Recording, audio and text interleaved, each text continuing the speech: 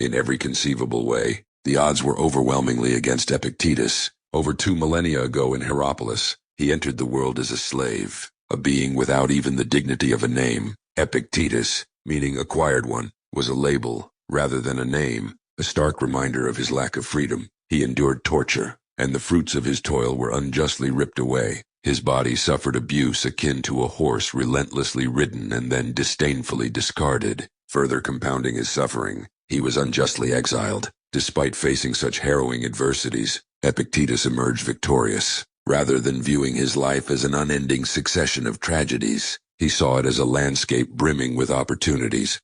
Epictetus famously remarked that both a podium and a prison are mere places, one elevated, the other confining. Yet, in either scenario, one could maintain their freedom of choice if so desired. He believed every event has 2 handles, one by which it can be managed, and one by which it cannot. Epictetus consistently chose to focus on elements within his control, his beliefs, aspirations, values, and self-identity, and disregarded the rest. Observing the elite in Nero's court, where he served, Epictetus noted a paradox. Despite his status as a slave, he enjoyed greater freedom than many around him. Those at court were shackled by their desires for power, ambition, pleasure, and recognition. Their minds were restless, easily distracted, and they were frequently upset by trivial slights and consumed by petty resentments. In contrast, Epictetus led a life grounded in virtue.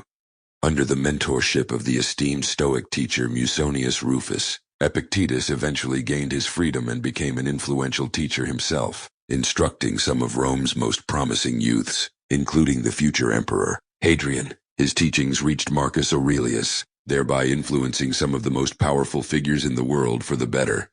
From Epictetus, we learn not merely about endurance, but about the profound capacity to forge a meaningful life, irrespective of external circumstances. He taught that circumstances do not define a man. Rather, they reveal him to himself. According to Stoic philosophy, we are akin to actors in a play, each with a role that we did not choose but are tasked to perform to the best of our abilities. The essence of life, then, is not about controlling every aspect but about excelling in our given roles, learning to accept what we cannot change, and skillfully navigating what we can influence.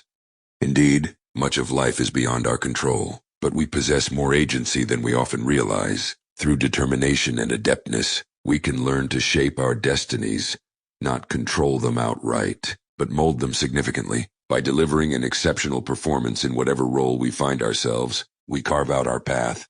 I hope this video has resonated with you and provided insight into the power of Stoic resilience and perspective. If you enjoyed this discussion, please consider subscribing to delve deeper into how ancient wisdom can inform and improve our modern lives.